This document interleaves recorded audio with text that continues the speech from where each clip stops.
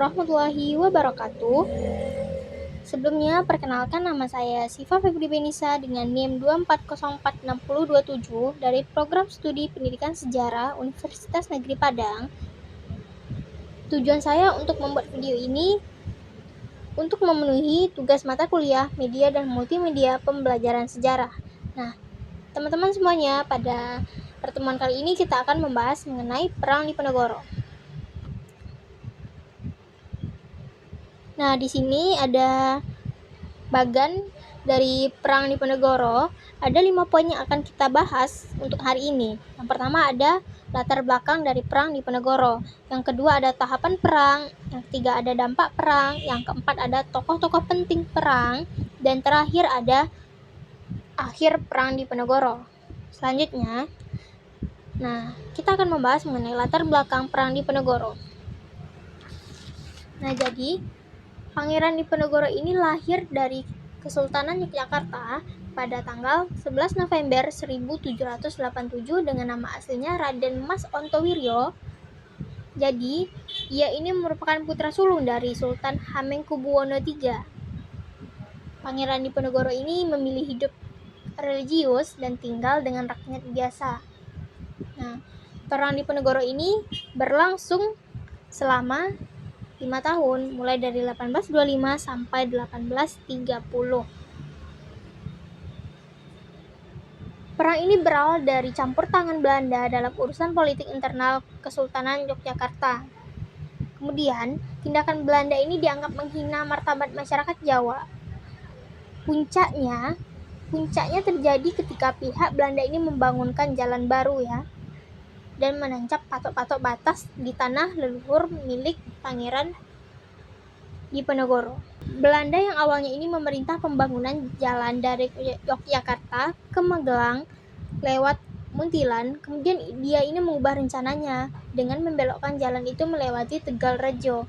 Nah, yang dimana itu merupakan salah satu sektor Belanda tepat melintasi makam dari Sultan Pangeran Diponegoro, yaitu Raden Mas Ontowiryo. Jadi ini tuh membuat Pangeran Diponegoro ini tersinggung dan memutuskan untuk mengangkat senjata melawan Belanda. Kemudian ia memerintahkan bawahannya untuk mencabut patok-patok dan digantikan dengan tombak. Jadi ini menjadikan Belanda itu mengepung kediaman Pangeran Diponegoro di Tegalrejo dengan alasan pemberontakan.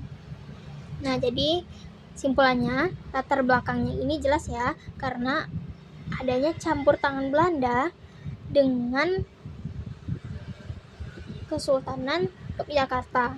Kemudian, dia juga melakukan kebijakan yang menindas rakyat dan membangunkan jalan tepat dengan makam leluhur Raden Mas Ontowiryo ini. Nah, jadi teman-teman, untuk lebih jelasnya lagi mengenai pemaparan materi, teman-teman bisa mengklik logo YouTube. Kemudian akan membahas permusuhan antara keraton-keraton Jawa dan pemerintah kolonial Belanda telah tumbuh sejak awal abad ke-19 ketika Marsekal Herman Willem Daendels tiba di Jawa pada 5 Januari 1808. Ditugaskan untuk memperkuat pertahanan melawan Inggris, Daendels justru menciptakan ketegangan baru.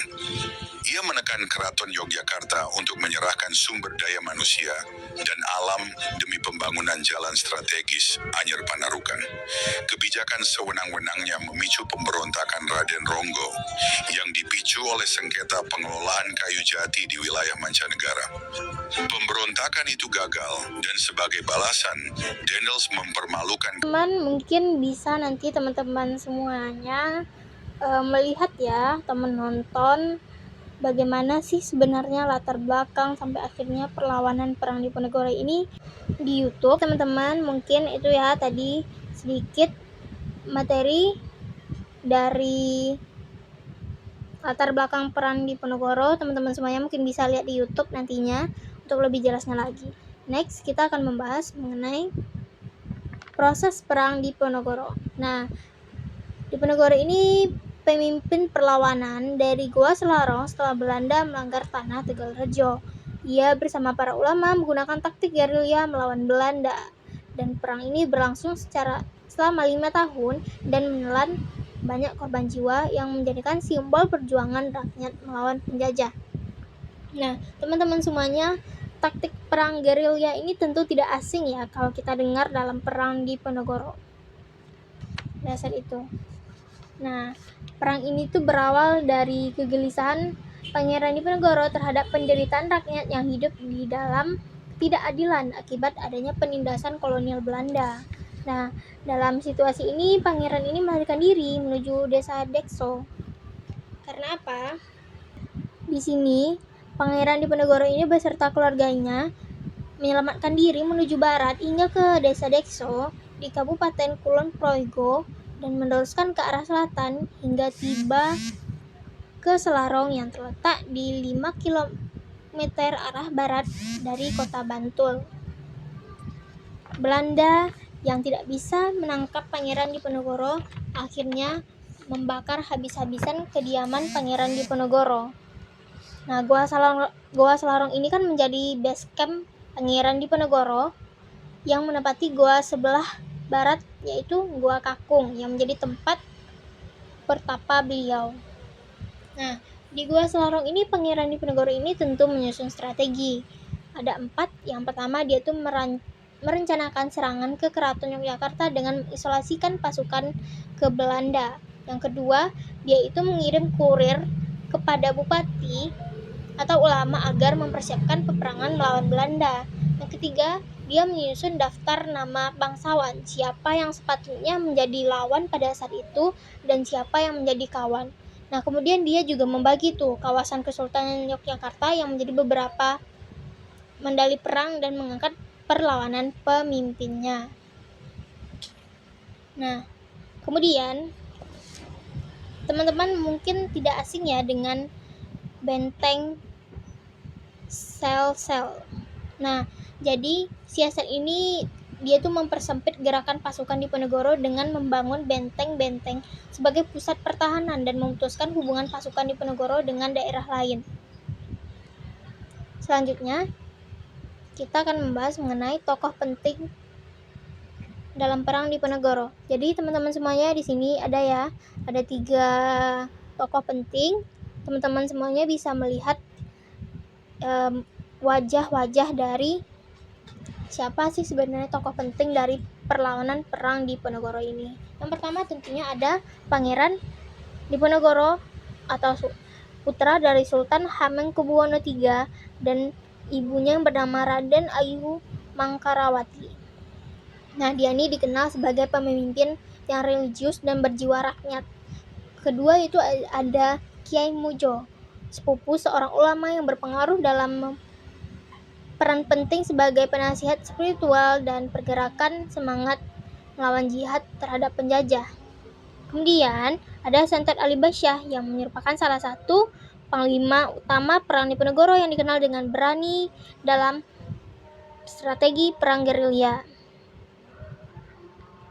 Kita akan membahas mengenai akhir perang perlawanan Diponegoro. Nah, perlawanan perang Diponegoro ini sekitar tahun 1829 sampai 1830.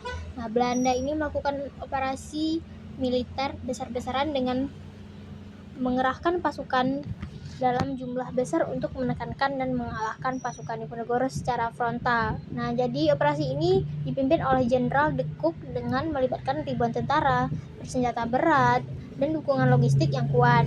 Nah, dengan kekuatan yang berasal dan besar ini terkoordinasi, akhirnya Belanda ini mengepung dan mengalahkan pasukan Diponegoro.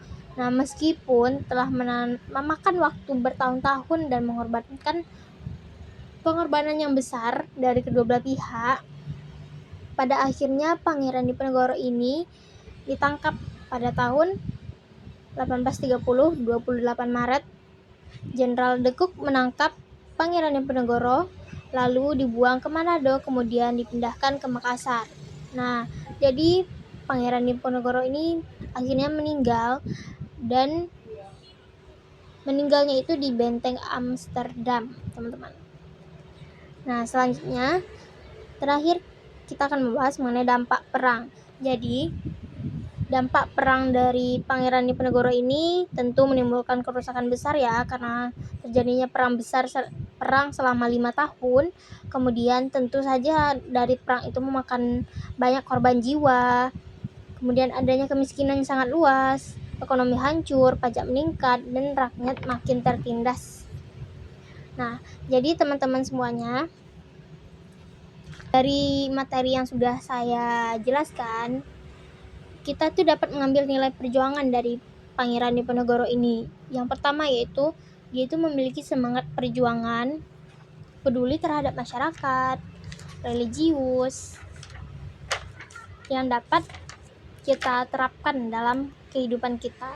Nah, mungkin itu saja yang dapat saya sampaikan. Saya tutup. Assalamualaikum warahmatullahi wabarakatuh.